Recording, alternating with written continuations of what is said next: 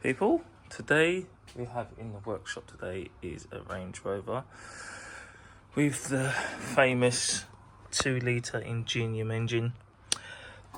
It is a 2016 model, as you can see there. Today I'm going to be replacing the timing chain on the vehicle, as the timing chain is rattling very bad on the vehicle. So sorry about my fingers there.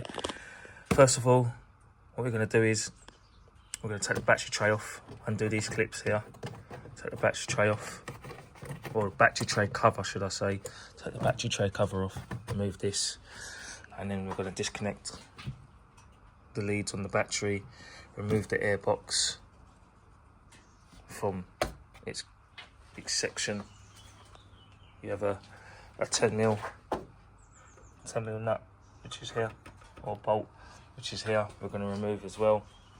We're going to remove the engine cover as well and everything like that.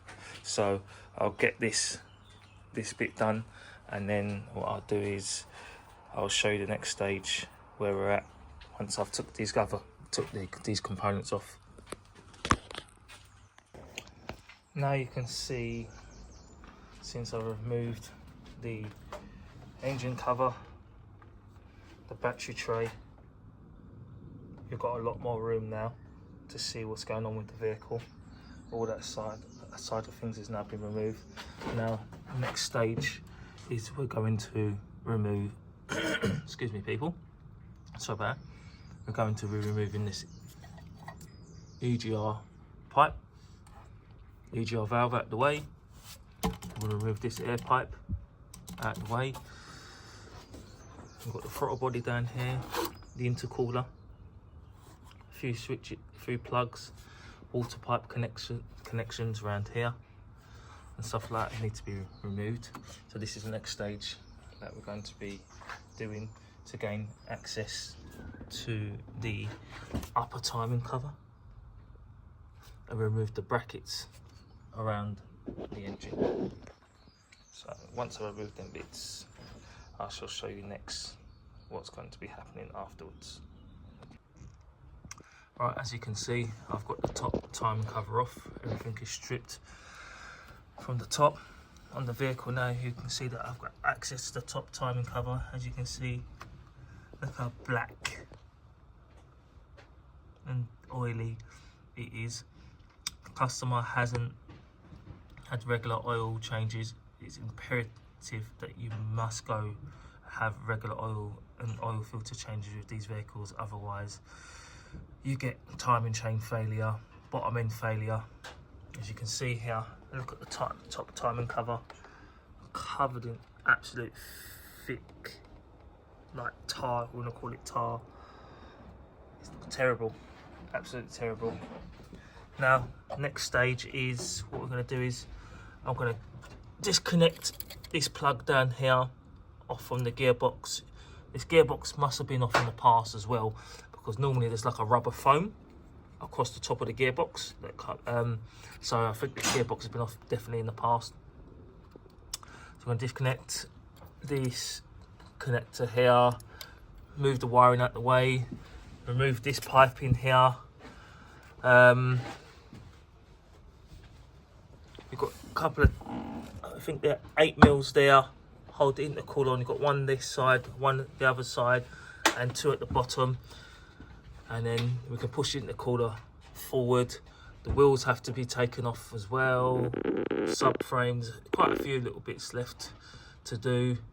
But yeah, I'll show you the next stage where we're at. Once I've got accessed and removed them bits, then we can have a look at then having the gearbox dropped afterwards.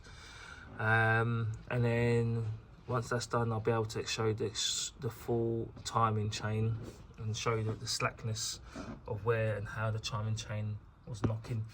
Now, even there, look how you can see that the tensioner is fully extended out.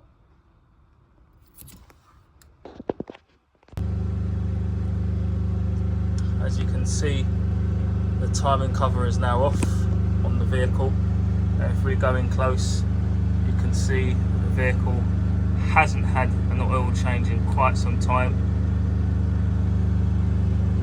Very bad, which has led for the timing chain to fail on the vehicle. Stretch the timing chain, really bad condition.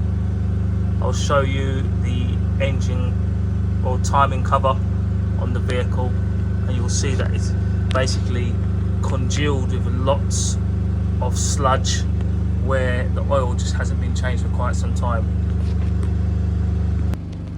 Here we go. As you can see, this is the timing cover of the customer's vehicle engine. Really bad condition. Look at all that thick sludge. The vehicle just hasn't had regular oil and oil filter changes. Still have to be degreased. Engines will have to be washed down with brake cleaner.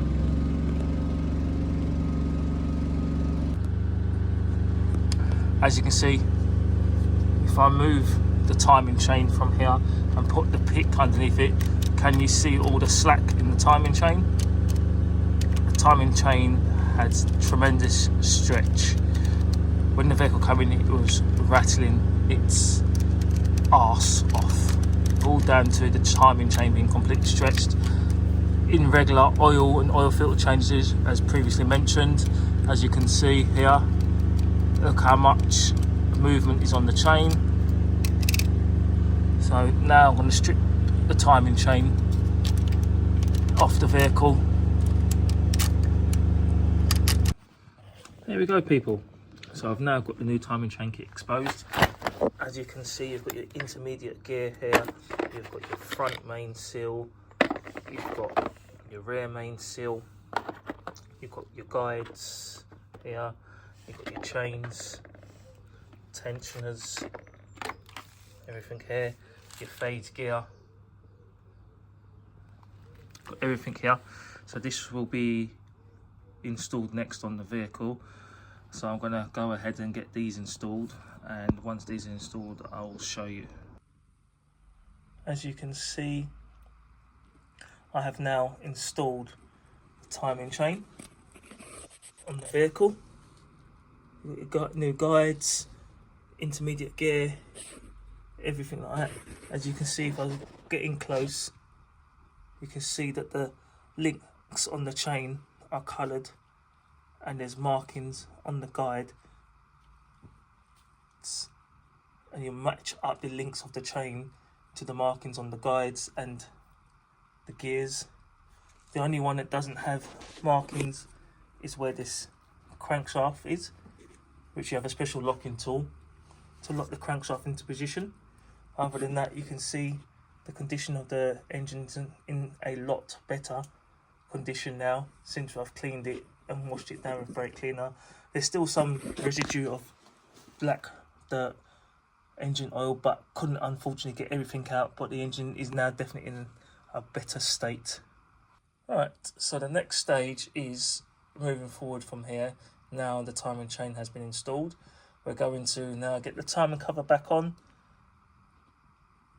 Get the timing cover back on the vehicle, put the rear main seal back on, get the gearbox fitted, and then get the subframe back on afterwards, etc. and stuff like that.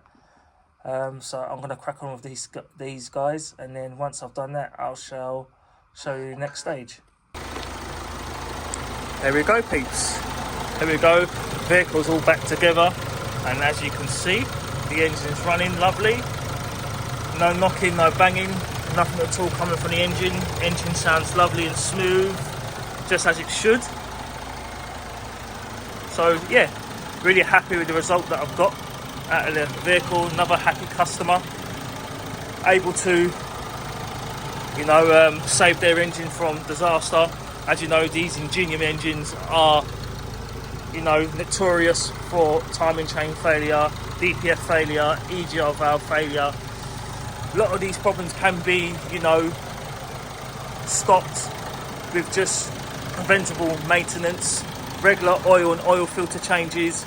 I would recommend, if you're going to drive this vehicle, I would recommend changing oil at 6,500 to 7,000 K each time to prevent problems with timing chain failure, stop the engine oil from getting diluted and causing problems.